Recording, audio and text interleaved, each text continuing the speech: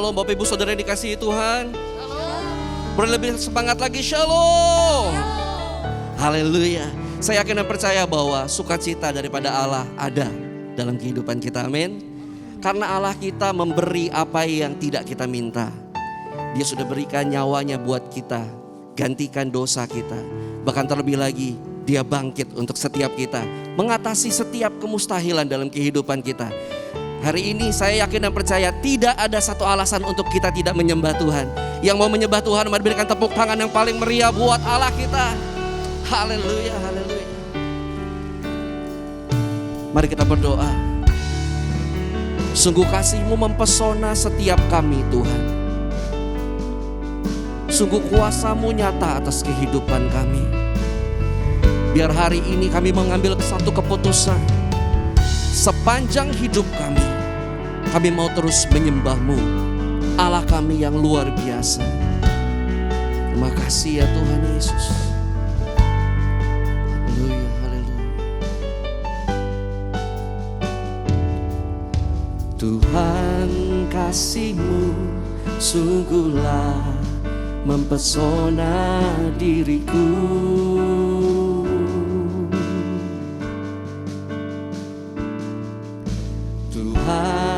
Kuasa-Mu sungguhlah menggetarkan hatiku. Mari sekali lagi nyatakan Tuhan kasih-Mu.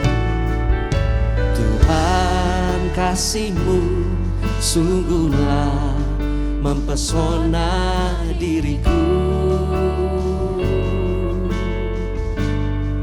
Ya Tuhan Yesus, Tuhan kuasa-Mu sungguhlah menggetarkan hatiku. Kasih-Mu ya Tuhan,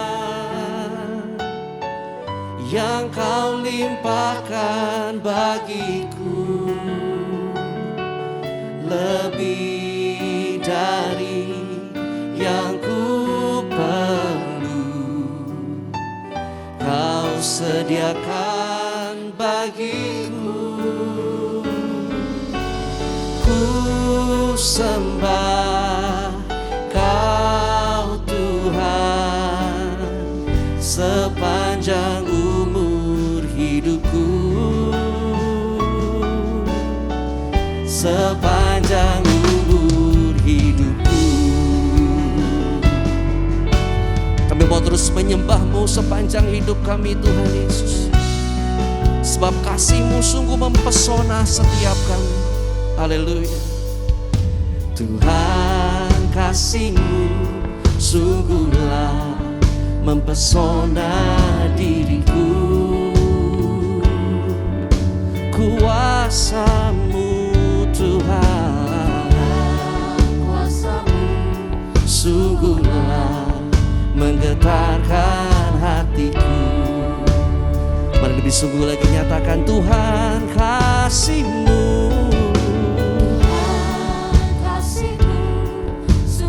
Sungguh mempesona setiap kami Tuhan. Tuhan kuasa-Mu sungguhlah menggetarkan hatiku. Kasih-Mu, kasih-Mu ya Tuhan, yang Kau limpahkan bagiku,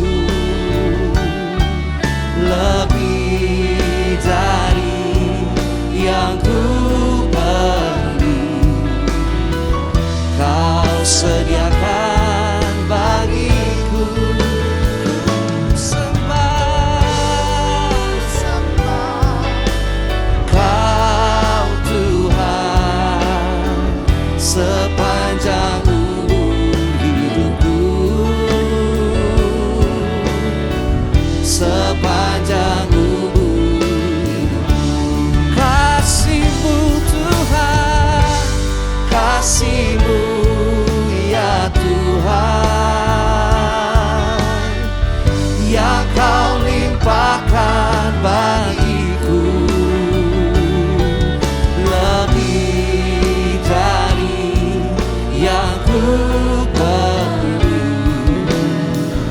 Kau sediakan bagiku. Kami sembah Kau Tuhan, Kau Tuhan, sepanjang umur hidupku, sepanjang umur hidupku. Angkat suaramu, sembah Yesus, Allah yang hidup. Sungguh kasih-Mu mempesona setiap kami, Tuhan. Oh shakara lamai seke alamu, shakara lamai anamai se, kiara takanamu, shakara lamai lamai takara lamai siki, kiara takara nana.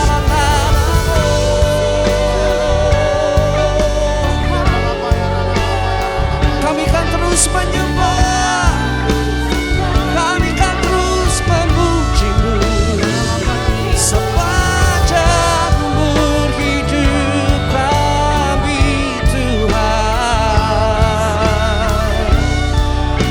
Mari angkat kedua tangan kita dan nyatakan kepada Tuhan kasih-Mu ya Tuhan, yang Kau limpahkan bagiku,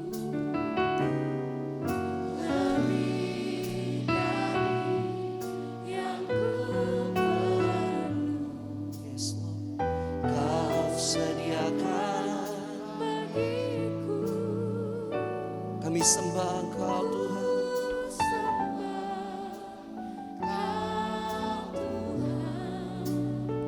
Sepanjang umur Yes, Lord Jesus.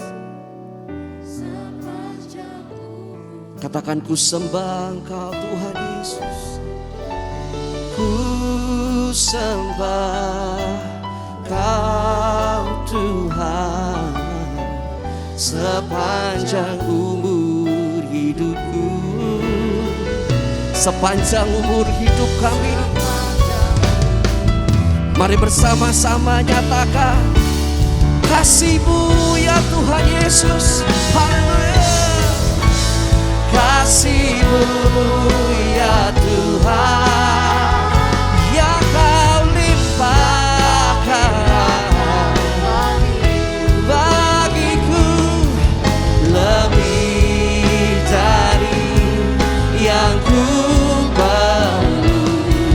Engkau sediakan untuk setiap kami. Sungguh ku sembah Kau Tuhan sepanjang umur hidupku,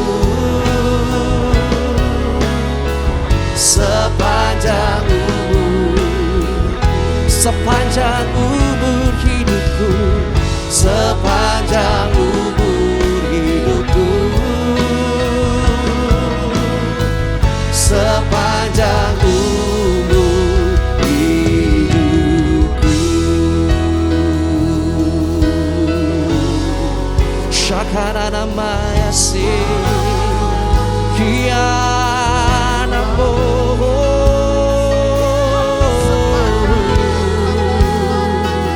Sharanara maya si kiana maya si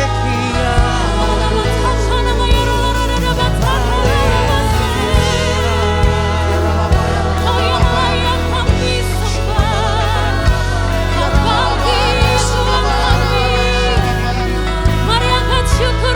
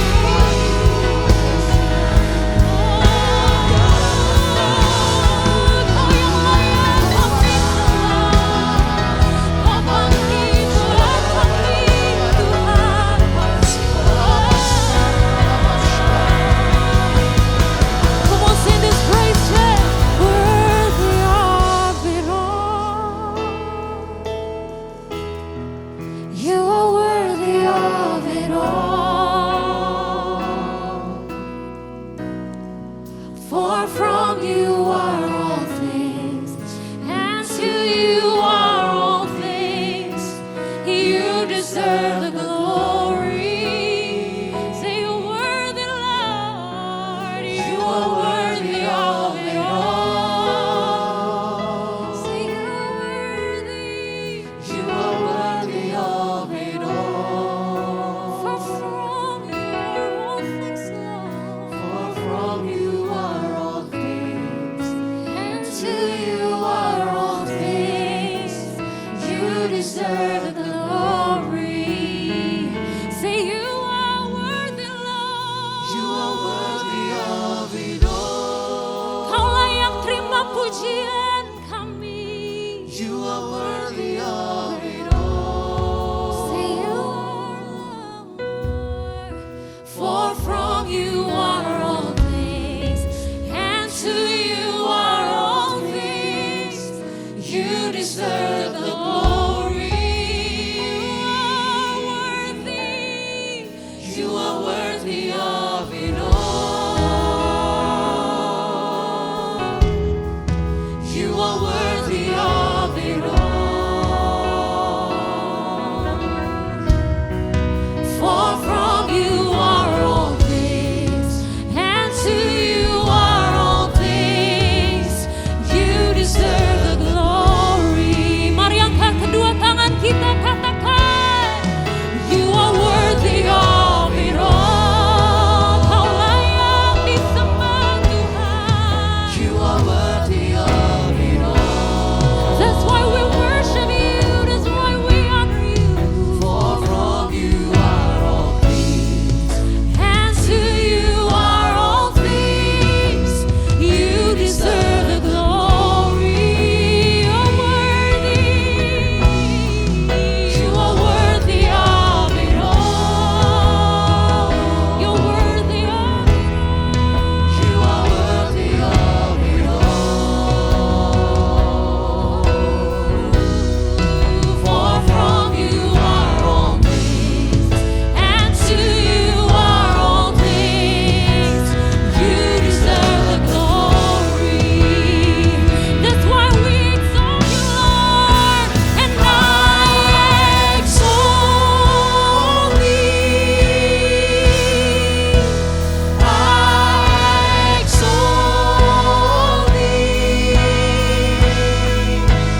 I exalt thee.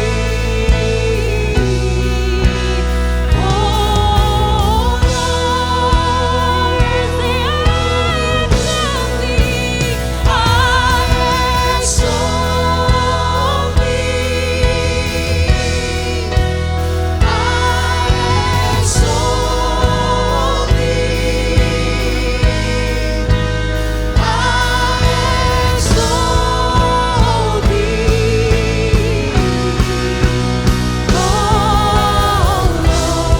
Berikan kemuliaan untuk Tuhan, kita katakan, Kau ku sembah, Kau ku sembah, Kau ku sembah, oh Tuhan.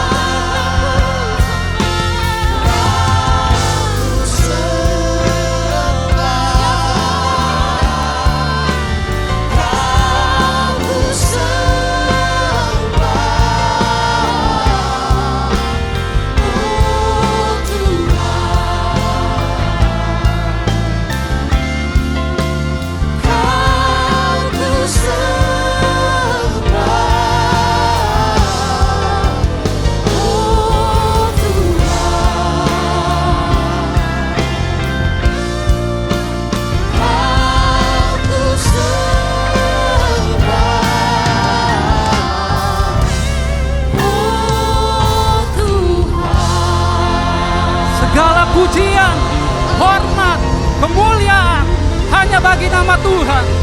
Beri kemuliaan buat Tuhan. Haleluya.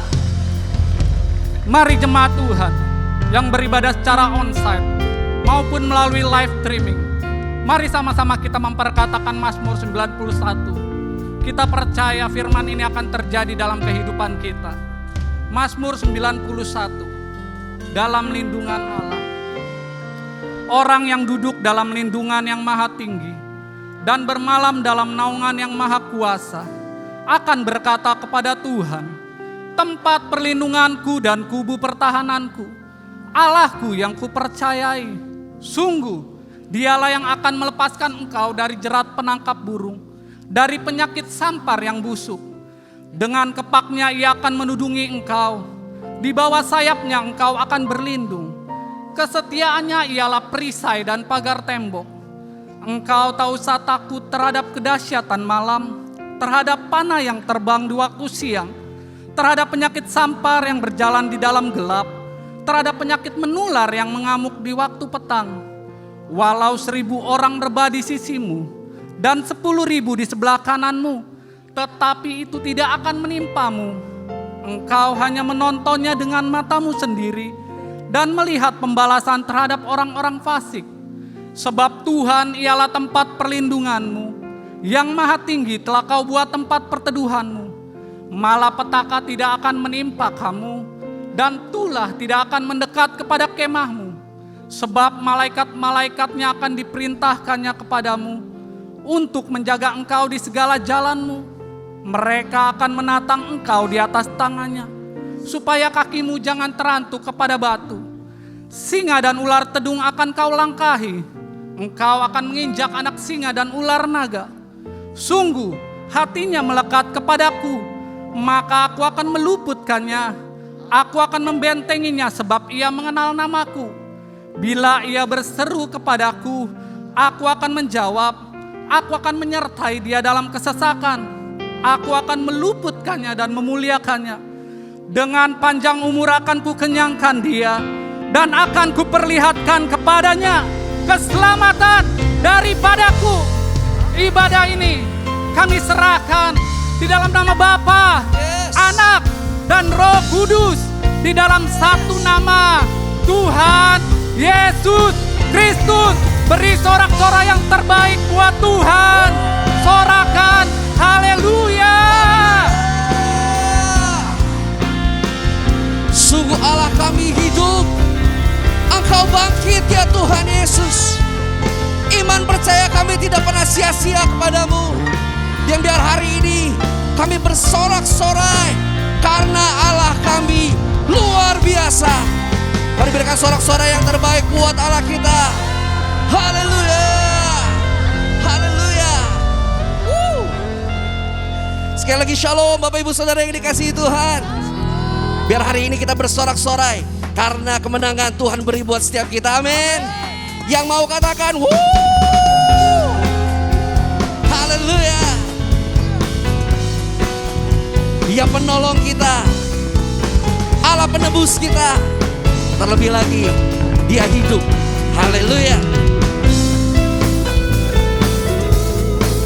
Sama-sama katakan, ku tahu dia penebusku, caranya hapus dosaku. Ku yakin, ku yakin, dia akan deritaku, sembuhkan sakitku. Ku yakin, ku yakin. Haleluya, angkat tanganmu dan katakan, ku angkat panji, oh, dia telah menang atas maut, dia penebusku, dia hiduplah, dia penebusku, dia hiduplah. Yang yakin sorakan haleluya. Katakan sama-sama, Engkaulah penolong setiap kami Tuhan, penebus kami yang ajaib. Haleluya. Ku tahu dia penolongku, Caranya hapus dosaku, ku yakin, sungguh ku yakin. Dia akan deritaku, sembuhkan sakitku, ku yakin, ku yakin. Boleh angkat tangan kita dua-dua sama-sama, kawan.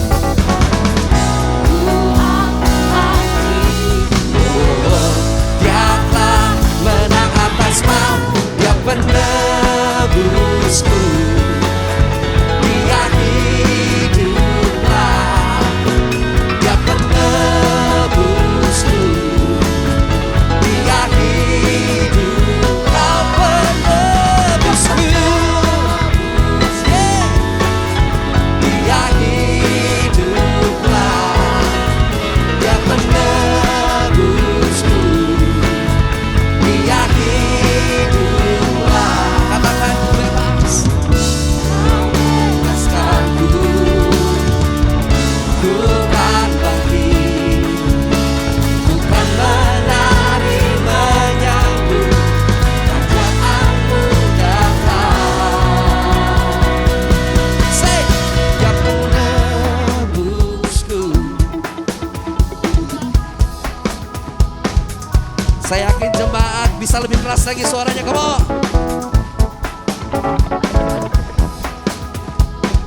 Dia penebusku,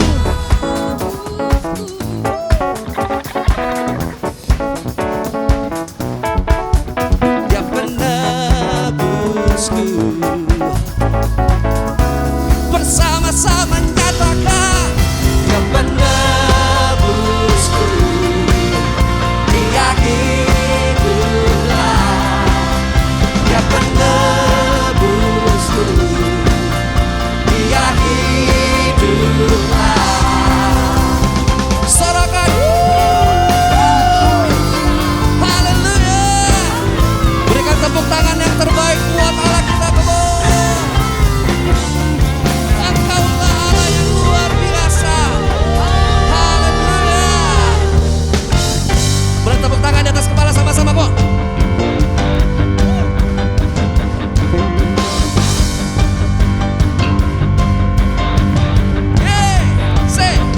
Yesus hidup, Dia bangkit, Dia naik ke surga, siapkan tempat bagiku.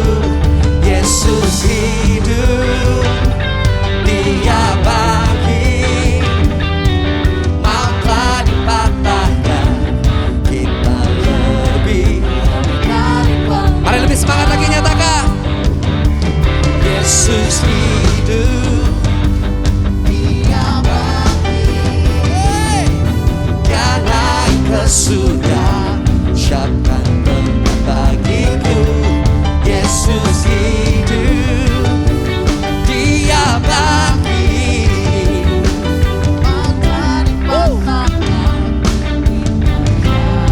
mari jemaat sendiri sekarang nyatakan. Yesus hidup. Sambil tepuk tangan di atas kepala sama-sama, come on.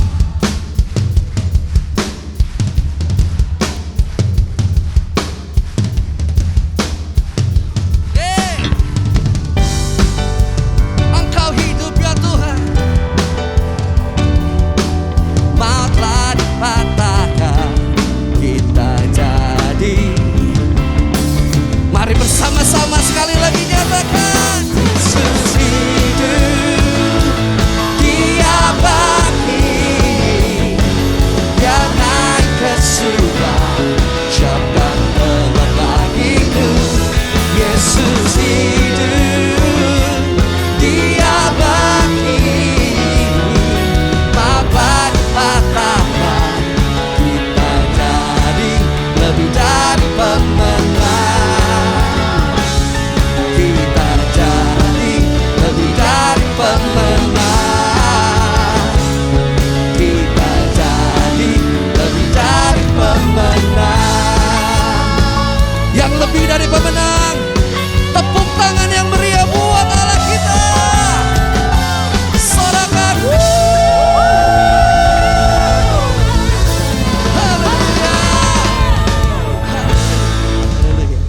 Silakan duduk kembali Bapak Ibu Saudara yang dikasihi Tuhan. Kami percaya bahwa Engkau bangkit buat kami ya Bapa. Kami panggil Engkau Yesus, karena nama-Mu lah yang ajaib, berkuasa, bangkit dari maut, selamatkan kami. That's why we worship You, Lord. That's how we honor You. You were the Word at the beginning, one with God the Lord Most High. Your hidden glory in creation, now revealed in You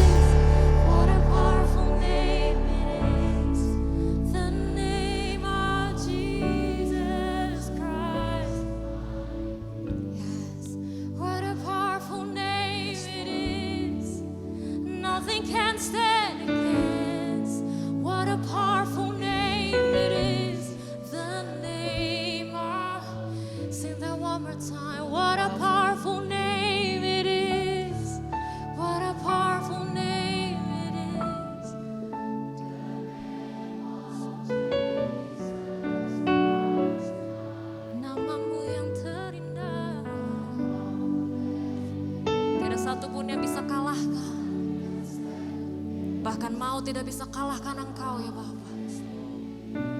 The name of Jesus, what a powerful name it is. What a powerful name it is. The name of Jesus Christ my King. Yes, Lord. What a powerful name it is. Nothing can stand against. What a powerful name it is. The name of Jesus. What a powerful name it is.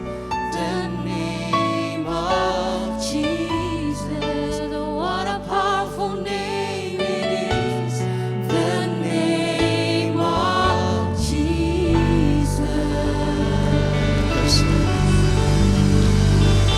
Haleluya, haleluya.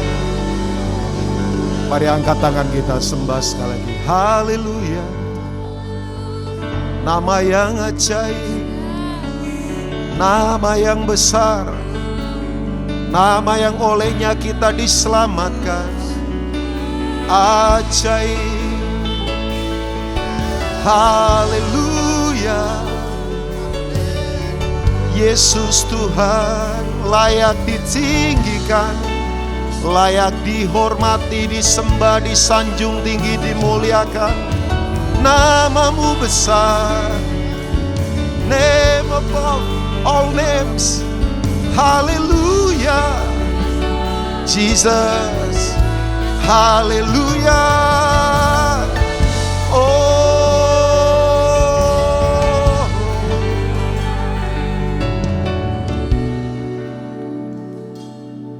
ya Tuhan, Kau ku sembah, Kau ku sembah. Yes, come on. Kau ku sembah, tinggikan Dia. Oh Tuhan, Kau ku sembah, tinggikan. Kau ku sembah. Ajaib. Kau ku sembah, Yesus. Kau ku sembah.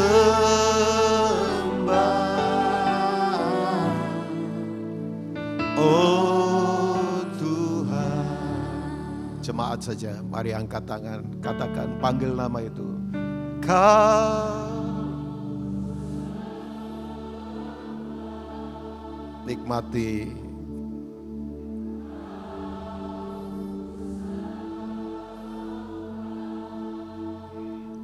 Oh yes.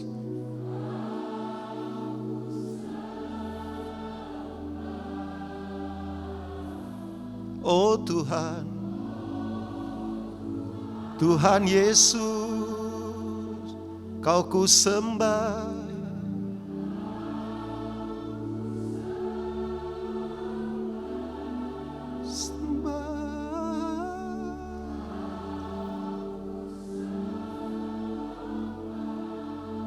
Amen. Kau ku sembah,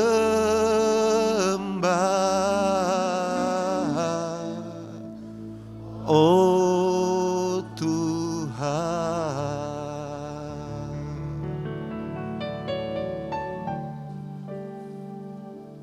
Kami menyadari nyanyian, kata-kata, musik, tarian, tepuk tangan kami terbatas.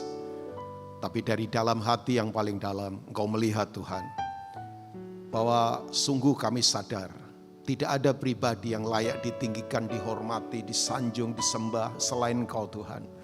Dan kami pastikan hari ini kami menyembah Tuhan, bukan karena kami punya agenda untuk kepentingan kami. Kami menyembah karena Engkau memang layak disembah. Because who you are Lord, itulah alasan kami menyembah. Siapa Engkau sesungguhnya? Engkau Tuhan, Engkau yang layak ditinggikan. Terima kasih untuk ibadah Passover yang diberkati Tuhan, kalau kami boleh berkumpul hari ini sebagai gereja, kami tahu ini semua karena kemurahan Tuhan, semua karena kebaikan Tuhan. Tidak ada alasan satupun orang yang bisa sombong dan berkata, semua karena kekuatan saya. Tidak ada, sebab semua ada terjadi. Itu karena Tuhan campur tangan dan berdaulat. Terima kasih, kami mau persembahkan seluruh hidup kami sebagai persembahan yang hidup, yang kudus dan yang berkenan kepadamu. Urapi hambamu yang terbatas ini, hamba yang tidak memiliki apapun, kalau boleh ada di sini. Ini semua karena kemurahan Tuhan.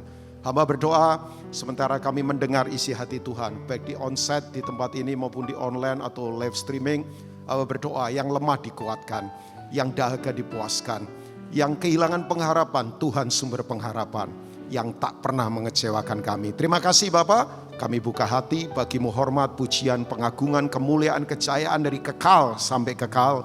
Dalam nama Tuhan Yesus, semua kita yang siap diberkati untuk jadi berkat. Katakan amin. Silakan duduk kembali. Shalom Bapak Ibu. Saya ucapkan happy Passover buat kita. Dia bangkit, makanya kita sudah dimenangkan. Amin Bapak Ibu. Oke, tengok kiri kanan, kasih tanda saja. Kamu pemenang. Ya, kasih tanda saja ya. Nah, saya bersyukur 2 tahun kita tidak merayakan Passover secara onsite begini. Puji Tuhan hari ini tanggal 17 April kita bisa merayakan ini. Semua ini sekali lagi karena kebaikan Tuhan. Nah, izinkan saya hari ini sharing Bapak Ibu tentang overcomer, ya pemenang. Tapi saya ingin coba nanti memberi sudut beberapa hal yang mungkin kita perlu renungkan. Nah, 1 Korintus 15 berkata jelas ya, bahwa kalau Yesus tidak bangkit, sia-sialah iman kita. Itu 1 Korintus 15 ayat 17, nanti Bapak Ibu bisa lihat. Bahwa iman kita itu sia-sia kalau dia tidak bangkit. Tapi puji Tuhan, yang benar adalah Yesus telah bangkit dari kematian. Amin. Jadi maut sudah dikalahkan. Yang percaya katakan amin. Makanya betul, udah gak usah takut lah. Sebab begini, kalau kita yakin setelah kematian pertama, pasti ada kehidupan kekal. Pertanyaan saya, apalah arti kematian?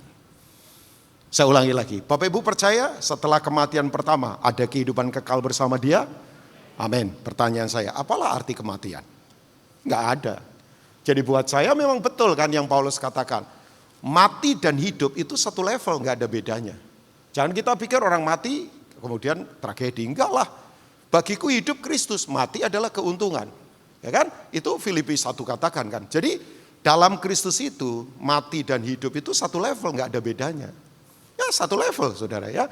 Nah kenapa? Karena kita punya harapan. Kita jelas, kita tahu arah kemana kita nanti. Saya selalu ngomong sama orang yang belum percaya Tuhan. Kamu nanti kalau pulang, kamu tahu enggak pulangnya kemana? Kalau saya tahu pulangnya kemana. Saudara tahu kita pulang kemana? Loh kok ragu? Saudara tahu kita pulang kemana? Ya jelaslah kita akan pulang bersama-sama ya menemui atau ditemui oleh Raja segala Raja namanya Yesus.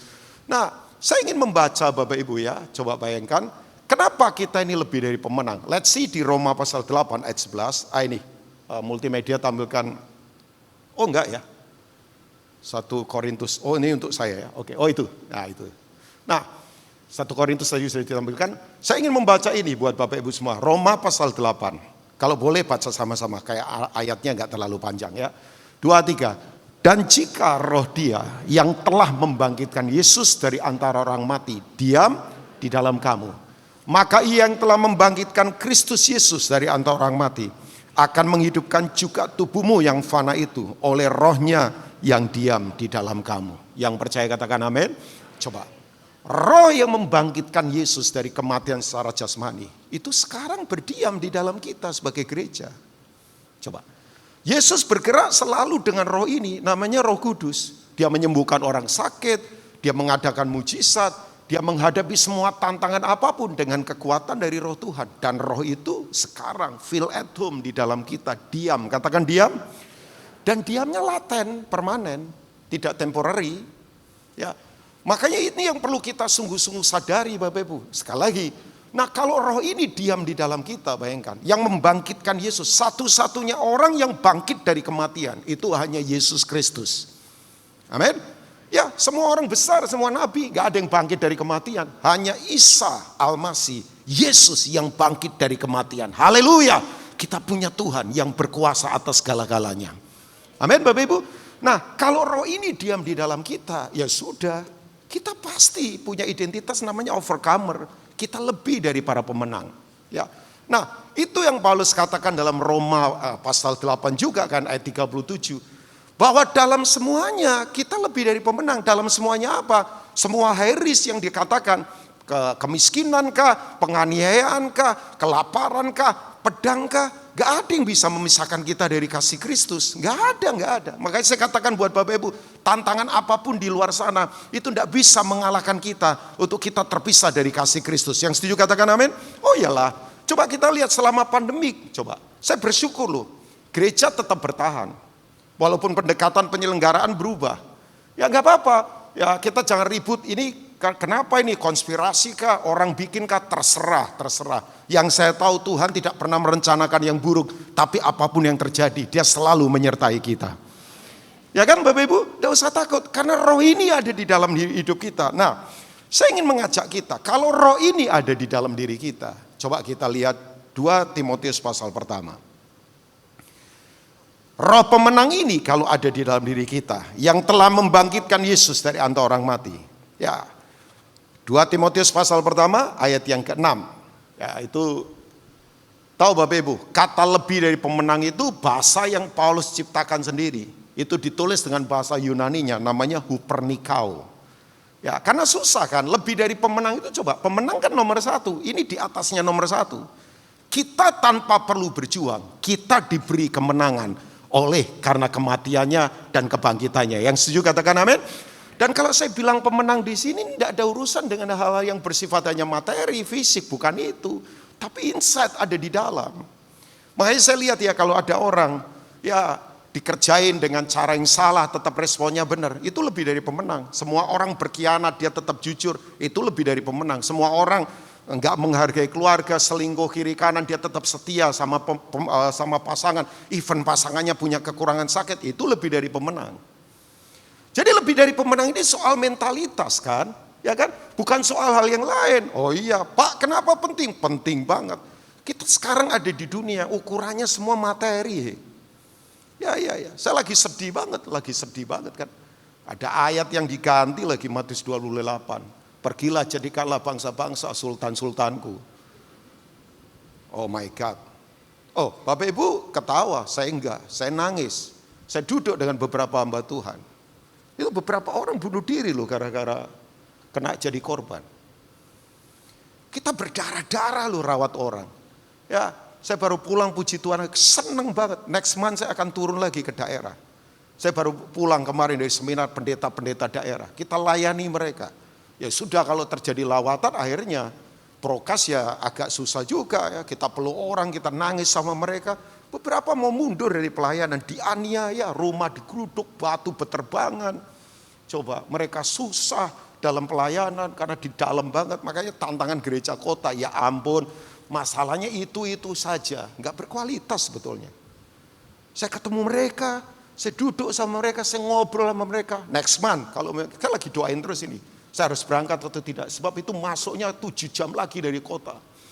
Tapi saya enjoy, senengnya luar biasa. Saya udah punya komitmen sama Tuhan, tahun ini saya akan lebih banyak turun ke ladang misi. Sebab 2 tahun ini banyak pembelajaran yang Tuhan bukakan buat saya. Ya, enggak Bapak Ibu, saya kembali lagi bahwa kita punya tantangan gak gampang ke depan.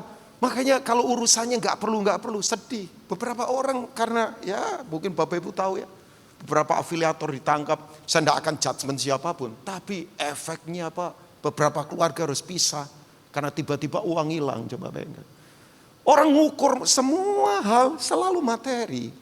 Materi terus yang diukur. Padahal ini insight, kemenangan di dalam. Saya ingatkan ya Bapak Ibu ya. Ya saya ingatkan saja, Tuhan itu tidak bikin duit loh. Ya, yang rindu masuk surga katakan amin. Cuman begini, di surga nggak ada duit Yang cinta duit agak bisa bosan nanti di sana. Di surga itu adanya emas, perak, tembaga, berlian, permata. Ya kan, duit kan muncul 5.000 tahun yang lalu bangsa Mesopotamia. Karena untuk membayar tentara. Tapi duit dibuat dari logam kan. Emas, tembaga, perak punya nilai. Untuk bayar tentara perang supaya mereka bisa transaksi. Jadi duit alat transaksi sebetulnya. Harus di backup pakai emas. Sekarang enggak, cetak duit enggak ada backup emasnya. Ya berantakan semua. Duit dari alat transaksi sekarang jadi alat kekuasaan. Fungsinya udah berubah. Karena orang pikir dengan duit, semua diatur, semua sampai Tuhan mau diatur. Udah bisa Bapak Ibu. Kacau semua ini, kacau sekarang ini. Tapi enggak apa-apa. Kan ada roh kemenangan di dalam diri kita. Amin. Makanya saya katakan kemenangan ini punya sudut pandang yang di dalam. Di tengah situasi yang luar biasa sekarang. Tapi kita punya roh kemenangan di dalam kita. Nah, karena itulah kuperingatkan kau. Untuk mengobarkan karunia Allah yang ada padamu oleh penumpangan tanganku atasmu. Coba kita, ayat yang ke-6. Kok jadi salah baca? Saya tadi bilang 2 Timotius 1 ayat 6 ya. Ayat yang ke-6 boleh? Multimedia. Nah itu. Loh, sama ya? Oke. Karena itulah aku peringatkan kau untuk mengobarkan karunia Allah yang ada padamu oleh penumpangan tangan atasmu. Ayat yang ke-7. Kita harus baca ayat ini sama-sama. Jemaat PRJ yang disertai Tuhan. Mari kita baca sama-sama ayat yang ke-7. 2, 3. Sebab Allah memberikan kepada kita bukan roh ketakutan, melainkan roh yang membangkitkan apa? Kekuatan, kasih, dan ketertiban. Yang percaya katakan. Nah, ternyata roh yang membangkitkan Yesus dari kematian itu, roh itu memberikan pada kita beberapa ciri yang kita lihat di ayat yang ke-7. Yang pertama adalah spirit of boldness. Roh keberanian. Katakan keberanian Bapak Ibu. Katakan keberanian. Sebab gini ternyata kerajaan kegelapan itu suka memperbudak orang dengan ketakutan. Ya, bukan cuma takut setan Bapak Ibu. Ada orang takut nggak kaya, nggak bisa mewarisi istri atau anak-anaknya ke depan. Makanya lihat kan cara mainnya kasar dalam kehidupan. Bisnisnya berantakan. Pokoknya halalkan segala cara demi uang. Itu orang takut sebetulnya. Ada orang karena nggak takut dipuji sukses, makanya nipu-nipu pakai penampilan. Itu ketakutan. Gak cuma takut setan Bapak Ibu. Saya berharap sih orang Kristen jangan takut setan. Setan sudah dikalahkan total, kekal, tidak bisa dibantah lagi. Amin. Setan sudah kalah 2000 tahun yang lalu. Nah, roh keberanian ini penting banget Bapak Ibu. Berani. Oh iya, orang Kristen harus berani. Ya, kenapa kita punya keberanian? Ya jelas, karena ada kebenaran di dalam kita kan. Makanya betul saya suka ada kata-kata nih. Orang benar pasti berani. Berani karena apa Bapak Ibu? Berani karena apa Bapak Ibu? Betul itu, orang benar pasti berani kok. Orang benar berani apa adanya. Orang benar berani berkorban. Orang benar berani ngaku salah. Orang benar berani ngaku kelemahan. Gak usah ditutup-tutupi. Oh iya ya, orang benar gak ada yang disembunyikan. Orang benar pasti berani. Amin. Orang benar gak pernah ngumpet-ngumpet. Orang benar akan tampil apa adanya. Bukan apa adanya Bapak Ibu. Oh iya. Orang benar. Nah, roh keberanian ini harus ada pada kita. Saya lihat ya gereja mula-mula, salah satu dari ciri keberanian adalah mereka berani berkorban. Salib memberitahu pada kita Bapak Ibu, Yesus itu mengajar kita bukan soal memberi, tapi dia mengajar kita untuk berkorban. Oh iya. Makanya kalau orang Kristen hanya memberi biasa itu, orang Kristen mesti berani berkorban. Mengutamakan yang lain lebih dari diri sendiri. Ada yang pernah dengar gak seorang wanita buta, seumur hidupnya buta, gara-gara dokter salah diagnosa. Sebetulnya punya sakit mata gak terlalu berat, operasinya gagal, abad 18 di New York. Orang Kristen. Jadi kemudian salah operasi, sampai akhirnya 2 matanya buta. Dia meninggal di usia 80 tahun lebih. Terus diajak orang dan berkata begini, mana Tuhanmu? Katanya Tuhan berkuasa, tapi matamu buta. Ya mana? Dia cuma tersenyum. Dia berkata, 1 kali nanti saya akan melihat. Tapi saya mau cuma 1. Waktu saya melihat, yang saya lihat adalah kekasih jiwa saya. Yaitu Yesus Kristus Tuhan di kekekalan. Bapak Ibu tahu, orang ini meninggal tetap buta. Pak Rubin cerita apa sih ini? Kan biasa cerita begitu. Hang on, tunggu dulu. Bapak Ibu tahu orang ini namanya Fanny Crosby. Pemain keyboard gak ada ya? Saya pengen nyanyi loh padahal. Adakah rapture pengangkatan? Belum. Oh iya, my brother. Ya ampun, tenang bro, tenang. Ya jangan marah sama saya ya. Kasih kunci G boleh ya. Bro main baik, temenin saya gak apa-apa ya? Gak apa-apa lah ya, pelan-pelan. Kan lama kita gak onset jadi ya. Oke. Fanny Crosby lahir abad 18 dari keluarga Puritan di New York. Cinta Tuhan, buta. Tahu Bapak Ibu, dia karang himne 8.000 lagu. Saya kenal dengan beberapa songwriter, bagus-bagus, Jason, Sidney Mohede, Sari Simorangkir, Frankie Hugo Coro, Irwan Alexander, itu teman-teman semua.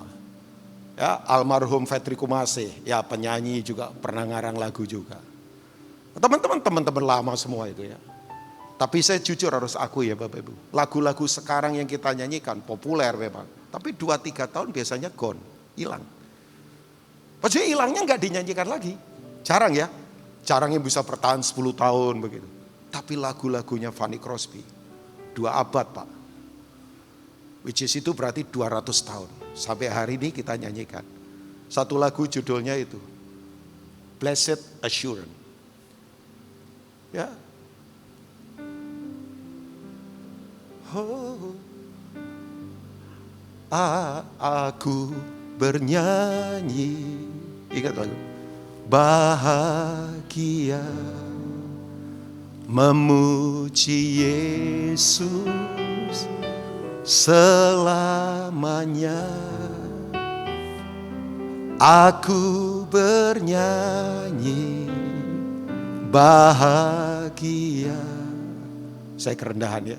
Memuji Yesus selamanya. Ya kan, refrennya kan sebelumnya. This is my story, this is my song. Tahu Bapak Ibu, 8.000 lagu, termasuk di jalan kuku diiring. Ya, banyak lagu-lagunya dia. Nah siapa orang ini bayangkan? Tidak pernah melihat, tapi berdampak ke seluruh dunia sampai hari ini. Anak cucu orang-orang Kristen menikmati karangan-karangannya dia. Saya membaca cerita orang ini dan saya menemukan begini, orang ini punya keberanian.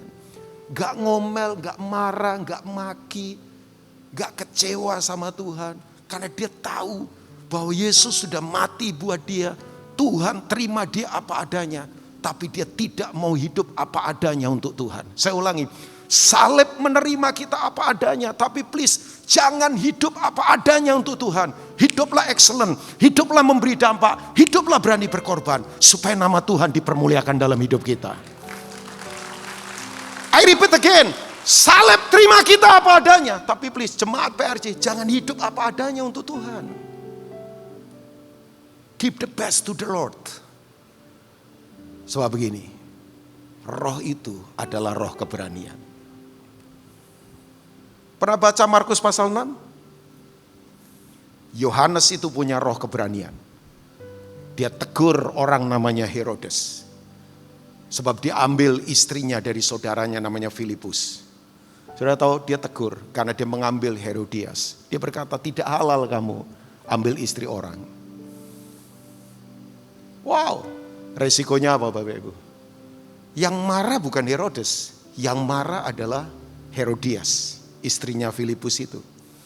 Ya kita tahu kan, waktu Salome menari, tariannya sensual banget. Itu tarian paling jorok menurut saya. Semua orang saya yakin itu maaf saya pakai bahasa ini ya. Mungkin di pertemuan itu terangsang semua itu. Mereka punya apa tuh orientasi seksualnya. Oh iya itu tarian sensual jorok begitu luar biasa. Saya nggak tahu apakah itu telanjang. Bapak Ibu tahu semua ketawa karena pengaruh alkohol. Kemudian Herodes ngomong ini, kamu minta apa? Termasuk separuh istanaku aku berikan. Mamanya hasut, minta kepalanya John the Baptist. Minta. Mati dia Bapak Ibu. Tapi memang betul. Coba Alkitab berkata begini, Herodes itu segan sama Yohanes. Bukan karena apa? Karena dia tahu Herodes orang suci. Yohanes orang suci. Saya beritahu ya, tolong buat dunia segan di luar sana sama orang-orang Kristen. Sebab kita hidup benar. Karena ada roh keberanian yang Tuhan taruh di dalam kita. Ada roh kudus ditaruh di dalam diri kita. Yang setuju katakan amin. Sorry. Sudah waktunya Yesus jangan dipermalukan lagi. Sudah cukup dia mati di salib. Waktu film Passion of Christ pertama kali ditayangkan sekian tahun yang lalu. Saya lagi nunggu film berikutnya dari Mel Gibson tentang kebangkitan. Ya, sudah tahu itu film perdana. Penayangan perdananya. Salah satunya di Amerika. Mel Gibson panggil para biker. Orang-orang yang pakai motor-motor Harley. Tatuan gede-gede semua badannya. Gondrong rambut dikucir. Ya, sambil bawa minuman keras masuk ke bioskop. Sudah tahu film itu ditayangkan. Mereka karena gratis mau dikasih makanan, dikasih minuman. Begitu film itu ditayangkan keluar dari bioskop. Mata mereka lembab. Mata mereka kemudian basah oleh air mata. Mereka coba tahan gak menangis. Tapi mereka meledak dengan tangisan ada di dalam bioskop. Begitu keluar wartawan tanya, apa kesan bapak-bapak terhadap film ini? Jawabannya menampar saya, dia berkata begini, kalau Yesus yang kita kenal ini seperti ini, dari dulu kami jadi Kristen. Sebab selama ini kita lihat orang Kristen itu menampilkan Yesus yang lain. Orang Kristen licik, orang Kristen kemudian sama saja nilainya dengan dunia. Kita pikir Yesus seperti itu. Ternyata enggak loh. Yesus berbeda, Yesus berkorban, Yesus penerimaannya tanpa syarat. Makanya kalau lihat salib, Bapak Ibu lihat apa? Tangan yang terbuka. Orang siapapun diterima oleh dia untuk dijadikan alatnya, ditebus menjadi ciptaan yang baru untuk namanya dipermuliakan. Mereka nangis berkata, oh kami baru tahu Yesus tuh seperti ini. Kita punya roh keberanian untuk tampil berbeda dari apa yang ada di luar sana. Yang kedua, roh yang membangkitkan Yesus ada di dalam kita. Yang percaya katakan amin. Yang kedua, tandanya apa? Selain kita punya roh keberanian. Yang kedua, kita punya power. Kita punya kuasa. Amin Bapak Ibu? Oh iya, kita punya kuasa Pak. Bergaul akrab dengan roh itu. Saya selalu berdialog dari dalam. Oh Pak Rubin tertekan juga. Stres juga waktu pandemik, stres juga. Bayangkan semua goncang, tapi gak apa-apa kita dimurnikan. Ya. Coba. Gak cuman pengusaha, pendeta, semua pokoknya yang profesi depannya P, goncang semua selama pandemik. Saya baca artikel, saya ketawa. Di Bangkok pencopet turun omset 80% lebih. Gak ada yang dicopet Pak. Coba, pilot goncang, pengemudi goncang. Coba, penyanyi, petinju, pelari, coba. Ya, semua goncang. Pokoknya enggak tahu ya, profesi semua depannya P. Pendeta, preman. Semua P semua, coba bayangkan. P, pemain musik goncang enggak? Jangan ada dusta di antara kita. Goncang, saya wajahnya ketahuan. Ini baru seger ini hari ini. Goncang, pendeta goncang. Pendeta banyak yang stres Pak. Oh iya, saya duduk sama orang. Bayangkan pendeta. Beberapa orang pendeta mau bunuh diri karena jobless, nggak ada kerjaan, rasa useless, rasa nggak berguna. Mas Ribi ini, rasa nggak dipakai, rasa nggak berguna. Saya berkata, come on. Tapi ya saya nggak hakimi, itu kenyataan Makanya jadi pendeta kalau nggak calling ngeri Bapak Ibu.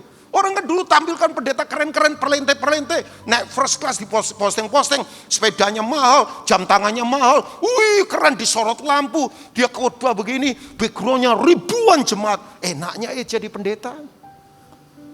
Begitu kemudian gedung gereja sepi, semuanya sepi, karena memang pandemi. Makanya kan ketahuan yang teman mana yang tidak mana.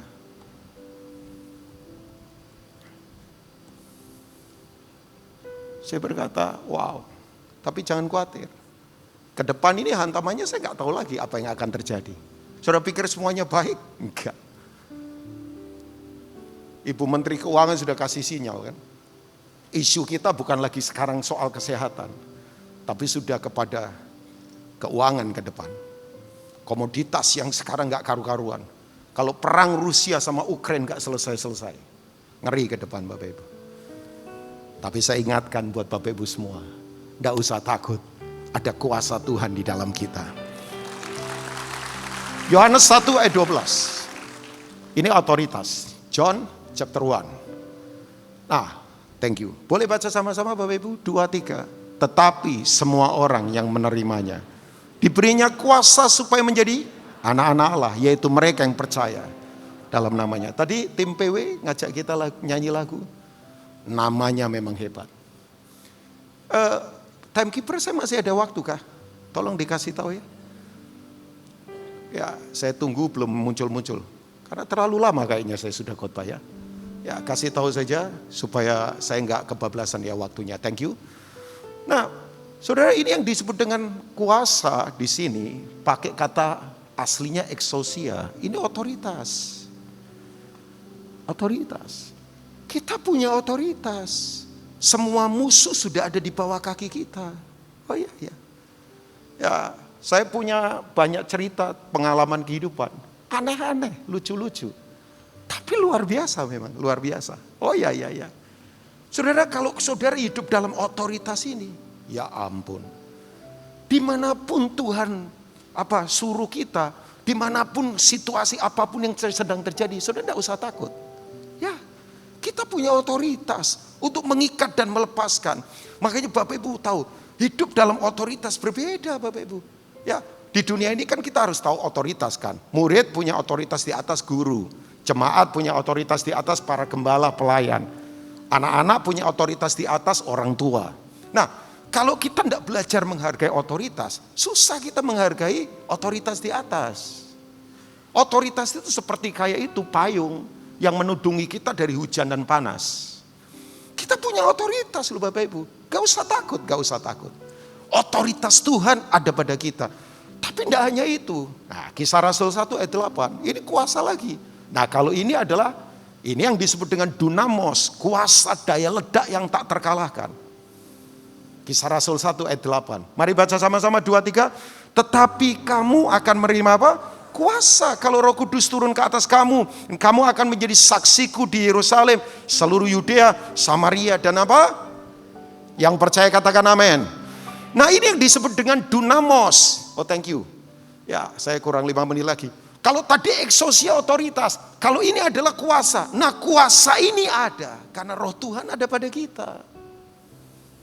Ada kuasa yang tak terkalahkan. Oke, kalau Bapak Ibu sekarang ini ngalami himpitan apapun, ada kuasa. Kalau kegelapan coba menyerang kita dengan segala cara, ada kuasa. Memang betul hidup punya pertempuran di luar sana. Setan tidak suka dengan kita lakukan. Dia coba hancurkan bisnis kita. Dia coba hancurkan keluarga kita. Tapi saya mau ingatkan, kita punya otoritas yang tak terbatas.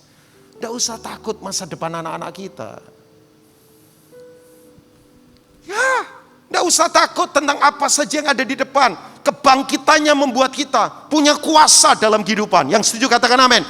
Dan kuasa itu tak terkalahkan. Makanya saya melihat demi nama Yesus orang buta melihat, demi nama Yesus orang mati bangkit, demi nama Yesus orang yang terikat dilepaskan.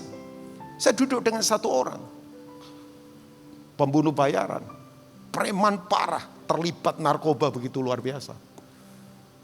Dalam kesaksiannya dia bunuh lebih dari 3 orang masa lalunya, masuk penjara berulang kali. Hidupnya rusaknya minta ampun. Sebulan yang lalu saya ketemu di Semarang. Orang ini sekarang dipakai Tuhan dan pelayanannya. Saya tidak bisa ceritakan di sini Bapak Ibu. Anehnya luar biasa. Sampai saya berkata, Pak, karena dia orang Jawa. Sampean itu kalau lihat dulu, foto zaman dulu sama sekarang beda total Bapak Ibu. Ya kadang-kadang saya masih ingatkan dia. Sebab kalau nyetir dia masih suka emosi juga. Saya bilang, hati-hati loh Pak. Dosa masa lalu sudah berubah. Masih ada sisa-sisa emosi begitu. Ya enggak cuma dialah, pendeta juga kalau nyetir kadang emosi juga kan. Ya kan? Saya enggak tahu Pak Dedi. Pak Dedi sih kayaknya disetirin jadi enggak emosi kali. Atau pukul-pukul supirnya emosi juga supaya cepat. Enggak tahu juga. Ya kadang-kala ya seproses lah. Tapi saya lihat, saya berkata kuasa Tuhan dahsyat Tuhan. Ya. Nah kuasa itu ada di dalam kita. Tapi yang berikutnya, Roh itu yang berdiam di dalam kita, yang membangkitkan Yesus dari antara orang mati. Yang pertama memberi pada kita roh apa? Keberanian, katakan keberanian. Yang kedua adalah apa? Ada kuasa di dalam diri kita. Tapi yang ketiga, ketertiban. Coba kembali ke 2 Timotius 1 ayat yang ke-7.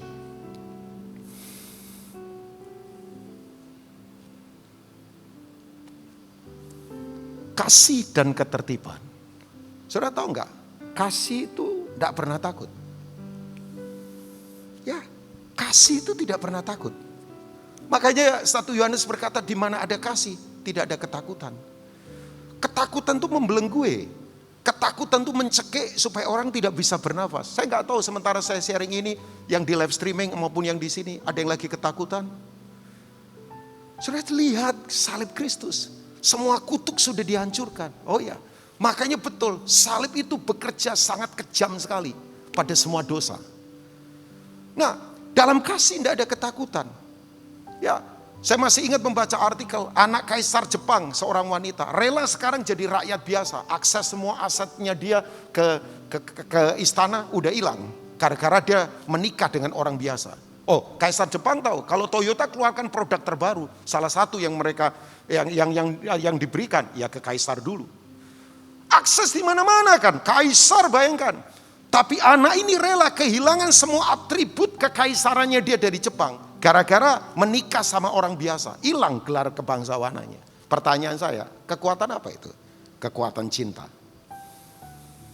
Cinta itu berani, makanya kalau orang pacaran udah biarin aja, nggak usah dilarang-larang. Semakin dilarang semakin kuat mereka.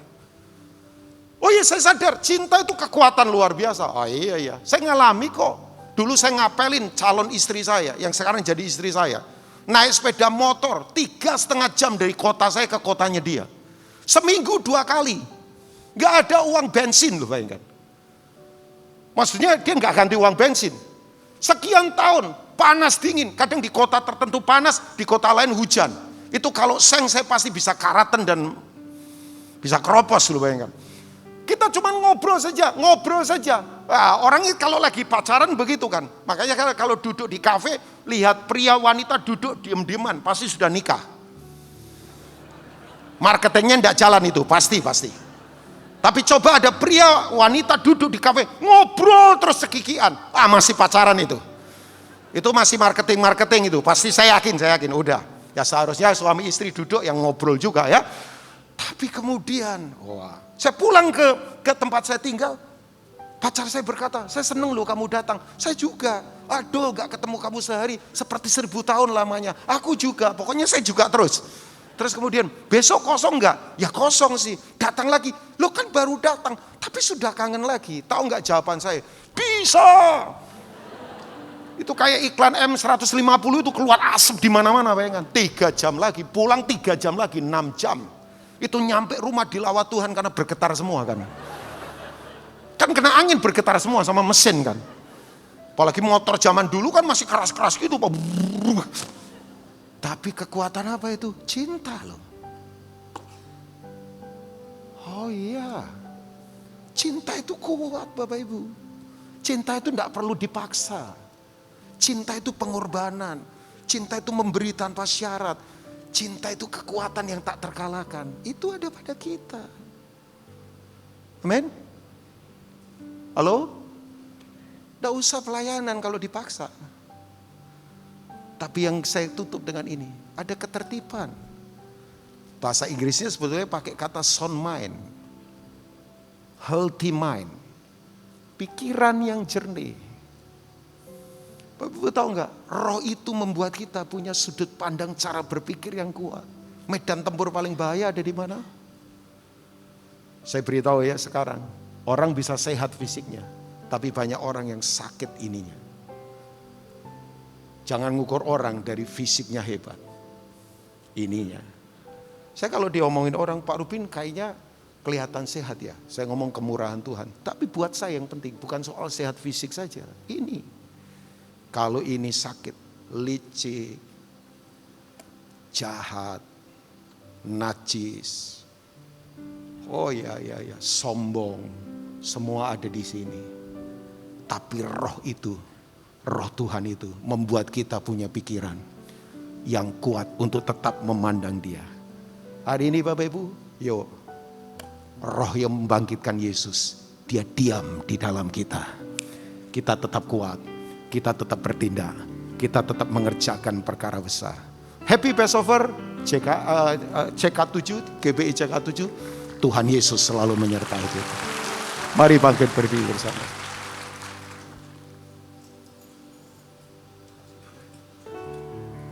Yes Lord. Oh.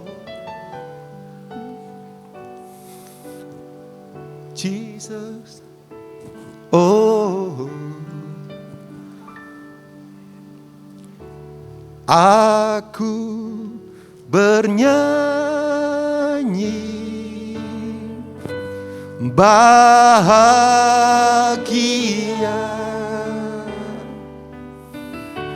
memuji Yesus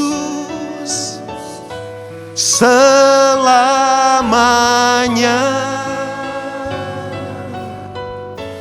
Aku bernyanyi bahagia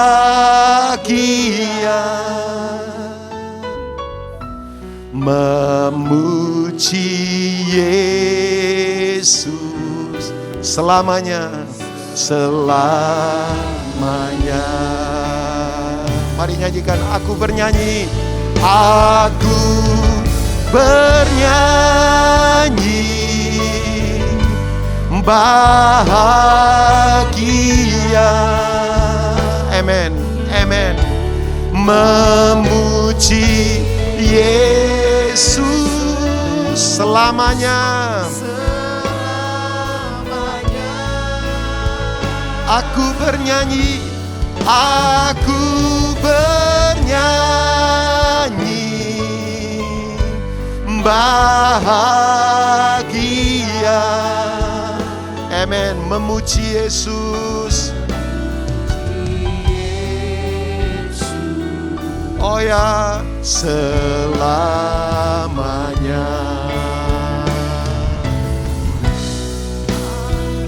Aku bernyanyi bahagia, pandang dia, memuji Yesus selamanya, amen. Aku bernyanyi bahagia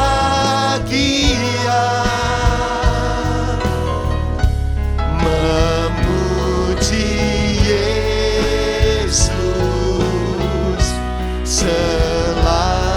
sekali lagi Bapak Ibu, sekali lagi mari angkat tangan bersama. Aku bernyanyi bahagia, amen, memuji Yesus selamanya.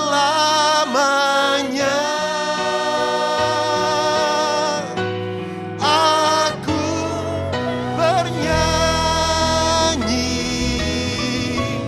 bahagia,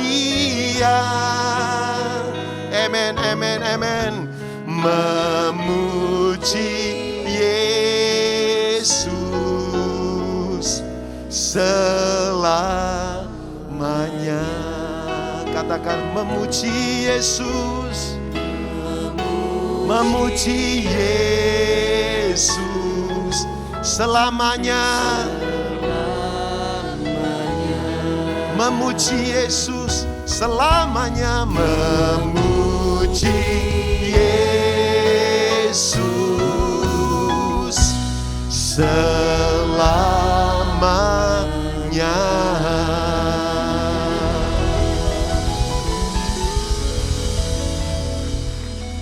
Boleh angkat kedua tangan di hadapan Tuhan. Saya ingin berdoa buat Bapak Ibu.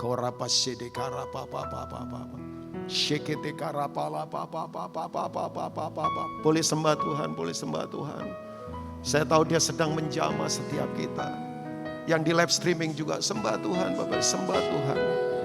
Roh yang membangkitkan Dia dari antara orang mati itu berdiam sekarang secara laten permanen di dalam kita. Oh rapasedika rapapapapapapapa. Yang takut beranilah berkata, aku kuat karena Tuhan. Yang sekarang goyah putus asa berkatalah, aku kuat karena Tuhan. Yang sekarang lagi dalam kondisi susah, beranilah berkata, aku tetap bersuka cita karena Tuhan ada diam di dalamku.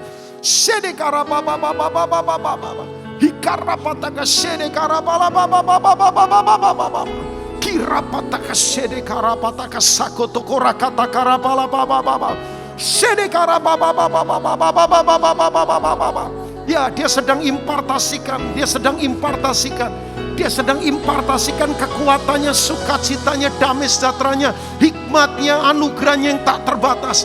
Dimanapun sekarang Bapak Ibu berada, oh rapataka sekete karabala baba baba baba baba baba sedekara baba baba baba baba.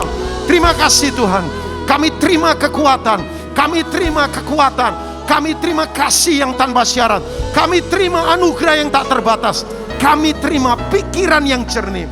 Berkati umat-Mu, hamba-Mu sudah selesai berbicara, tapi firman ini termeterai dan memerdekakan kami. Dalam nama Tuhan Yesus, semua kita yang percaya katakan amin. Tuhan memberkati. Silakan duduk kembali Bapak Ibu Saudara yang dikasihi Tuhan.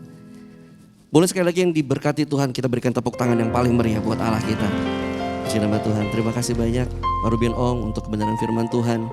Hari ini Tuhan Yesus memberkati Bapak dan keluarga berlimpah-limpah. Kami dengan sukacita mau menyambut Bapak Ibu Saudara yang baru pertama kali hadir beribadah bersama dengan kami di tempat ini. Bisa bangkit berdiri? Ada? Ada yang baru pertama kali hadir?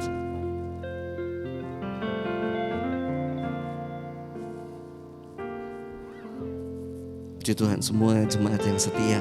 Haleluya.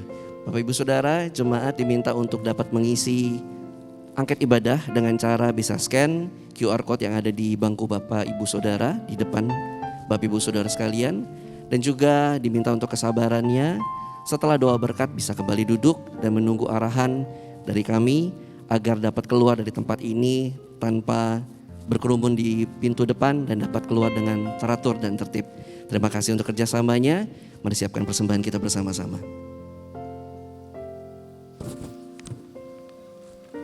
Shalom, Bapak Ibu Saudara yang dikasihi Tuhan.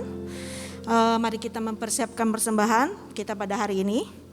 Baik persembahan biasa, persembahan persepuluhan diakonia, ataupun persembahan khusus lainnya. Jemaat yang hadir secara onsite dapat melakukan scan QR code persembahan yang terletak di depan kursi atau di layar mimbar, atau dapat memberi persembahan secara transfer. Begitu juga jemaat yang beribadah secara online atau live streaming dapat juga melakukan QR scan persembahan yang ada di layar komputer Anda, atau dapat melalui transfer. Jemaat yang hadir secara onsite bisa juga memberikan persembahan lewat amplop. Asir kami akan mengedarkan amplop dan dapat memasukkan ke kotak persembahan yang ada di belakang Bapak Ibu Saudara pada waktu kita keluar ibadah. Ada yang masih membutuhkan amplop? Oke, mari saya undang Bapak dan Ibu untuk bangkit berdiri. Kita akan berdoa. Bapa, kami bersyukur buat semua berkat-Mu. Kami membawa persembahan sebagai wujud syukur kami. Kami menerima kesehatan, keluarga, bisnis, pekerjaan, dan kuliah yang terbaik. Ini adalah waktu untuk memberi persembahan. Dalam nama Tuhan Yesus Kristus, amin.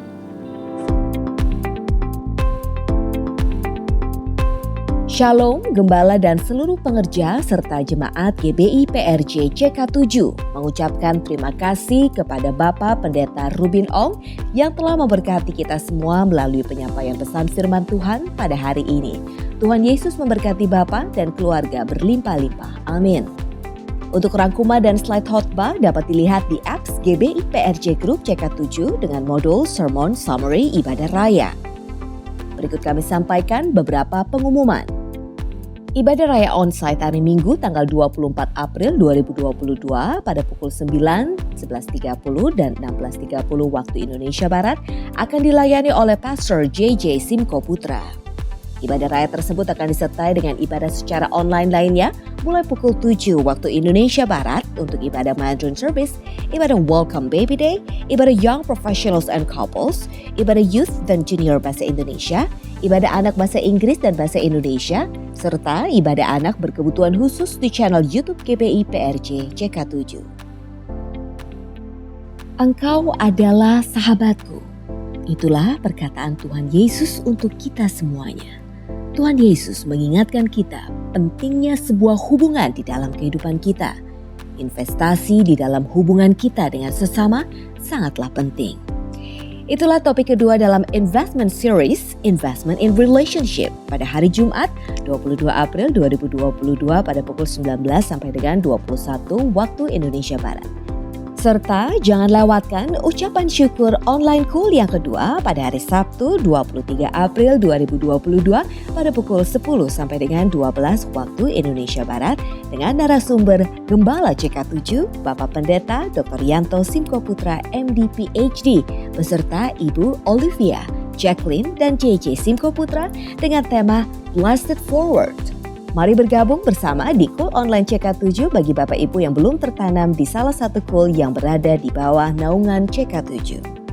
Untuk link Zoom, meeting ID serta password dapat diklik langsung di apps GBI PRJ CK7 dengan modul Zoom Link atau dapat menghubungi nomor WhatsApp yang tercantum di layar Bapak Ibu. Sekian pengumuman hari ini. Terima kasih atas perhatian Bapak Ibu. Tuhan Yesus memberkati. Mari jemaat Tuhan, saya undang kita semua untuk bangkit berdiri. Kita akhiri ibadah dengan berdoa syafaat. Sebelum kita berdoa syafaat, mari kita memperkatakan apa yang dimaksud dengan Pentakosta ketiga. Pentakosta ketiga, 1. Pentakosta ketiga adalah pencurahan Roh Kudus yang dahsyat di zaman ini, melebihi yang terjadi di Azusa Street. 2. Pentakosta ketiga akan mengakibatkan penuaian jiwa yang terbesar dan yang terakhir sebelum Tuhan Yesus datang kembali. 3. Pentakosta ketiga akan membangkitkan generasi Yeremia, yaitu anak-anak muda yang dipenuhi Roh Kudus, cinta mati-matian kepada Tuhan Yesus, tidak kompromi terhadap dosa, dan akan bergerak untuk memenangkan jiwa. 4. Pentakosta ketiga lahir di Indonesia dan bergerak ke bangsa-bangsa. Gerakan ini dari timur ke barat dan akan kembali ke Yerusalem. 5. Pentakosta ketiga akan memberikan kuasa untuk menyelesaikan amanat agung. Dan setelah itu Tuhan Yesus datang kembali. Mari kita berdoa syafaat. Bapa, dikuduskanlah namamu, datanglah kerajaanmu. Kami percaya Tuhan bahwa Engkau sudah memulihkan negeri kami dari segala sakit penyakit, virus corona dan varian-varian barunya. Dan kami akan melihat setiap orang yang berseru kepada Tuhan akan diselamatkan. Kami juga berdoa untuk Bapak Presiden dan Wakil Presiden, Bapak Jokowi dan Bapak Maruf Amin. Tuhan, Kau yang memberikan hikmat untuk mengambil setiap keputusan atas bangsa Indonesia sesuai dengan kehendak Tuhan. Kami akan melihat ya Tuhan, bangsa kami diberkati Tuhan. Bangsa kami akan maju, bangsa kami akan aman ya Tuhan. Terima kasih ya Tuhan. Kami berdoa Tuhan untuk hamba-Mu yang telah menyampaikan kebenaran firman Tuhan. Kami percaya Tuhan, Engkau terus singkapkan kebenaran firman-Mu, sehingga hamba-Mu Tuhan boleh menjadi dampak, menjadi berkat bagi setiap orang yang berjumpa dengannya. Dan kasih Tuhan nyata dalam kehidupannya ya Tuhan. Kami berdoa untuk pelayanannya, untuk keluarga besarnya, untuk kesehatannya ya Tuhan. Kami percaya bahwa Tuhan sendiri yang campur tangan dalam kehidupannya. Terima kasih ya Bapa. Kami juga berdoa untuk Bapak Gembala Sidang kami Pak Niko. Tuhan memberkati kesehatan, keluarga dan pengembalaan hamba-Mu, sehingga terus dipakai sebagai the messenger of the third Pentecost untuk menyelesaikan amanat agung Tuhan Yesus Kristus. Dan kami juga berdoa untuk Bapak Gembala CK7 Dr. Yanto. Tuhan yang memberkati kesehatan, keluarganya, Ibu Olivia, anak-anak, anak mantu dan cucu-cucunya diberkati Tuhan. Tuhan yang menjadi perisai dan penolong atas hamba-Mu dan keluarga. Tuhan juga memberkati pengembalaan hamba-Mu di CK7 untuk menjadikan kami semua di CK7 umat yang layak di hadapan Tuhan. Kami juga berdoa untuk bangkitnya generasi Yeremia di CK7 Tuhan akan pakai dengan dahsyat.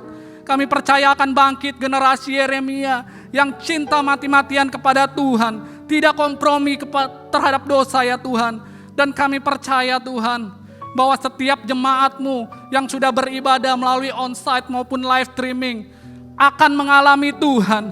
Mereka yang lemah dikuatkan Tuhan, yang sakit disembuhkan Tuhan, yang berbeban berat Tuhan berikan kelegaan atas mereka. Setiap umat Tuhan diluputkan dari sakit penyakit, virus corona dan varian barunya. Dan sekarang Tuhan kami mau mengangkat tangan kami untuk menerima berkat melalui hamba-Nya.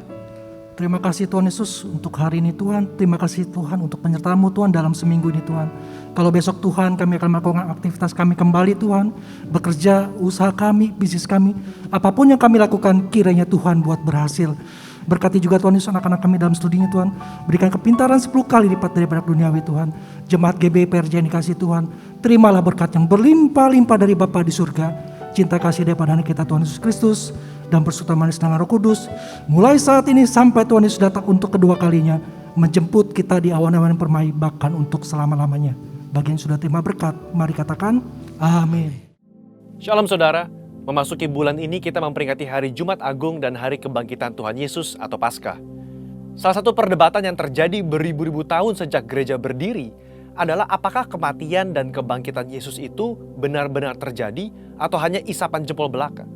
Di dalam Voice of Pentecost kali ini, kita akan membahas mengenai fakta kebangkitan Kristus. Pertama, kita perlu bertanya dahulu, apakah Yesus benar-benar mati secara historis di atas kayu salib? Karena ada juga teori yang beredar di luar sana bahwa Yesus tidak benar-benar mati. Faktanya adalah Yesus secara historis terbukti benar mati di atas kayu salib menurut hukuman Romawi saat itu. Kita memiliki bukti-bukti kuat dari kitab Perjanjian Baru dan kitab sejarah di luar Alkitab yang mencatat ada seseorang bernama Yesus yang betul-betul mati di atas kayu salib. Kedua, bahkan seorang pakar sejarah Perjanjian Baru yang juga seorang ateis dan kritikus utama terhadap kebangkitan Yesus, yaitu Dr. Gerd Ludemann, berkata, secara historis tidak dapat disangkal bahwa Yesus betul-betul mati. Nah, yang seringkali menjadi pertanyaan orang adalah, apakah betul Yesus itu bangkit dari kematian? Bagaimana saya bisa menjelaskan hal ini kepada orang yang ragu?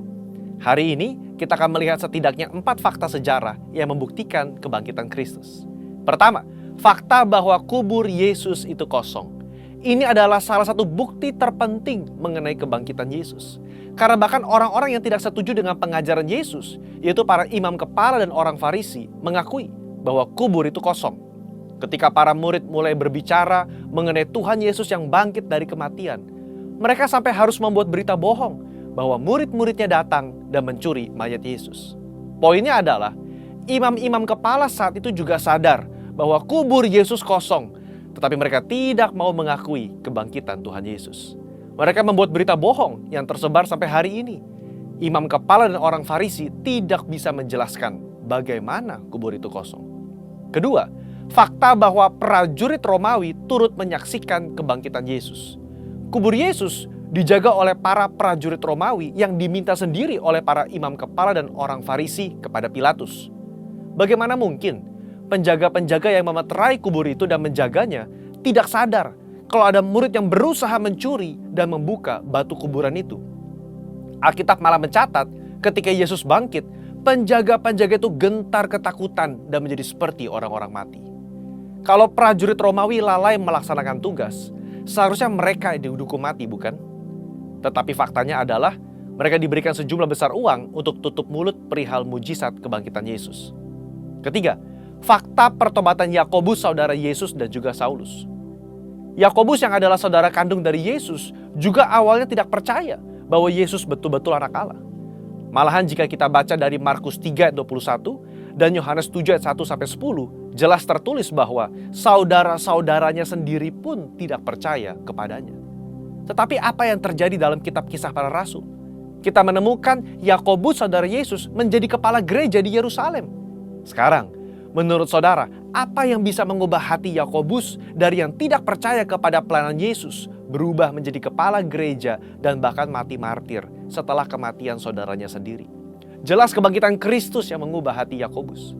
Perubahan hati dari Yakobus yang bahkan mati menjadi martir sekitar tahun 60 membuktikan berita tentang kebangkitan Yesus adalah nyata.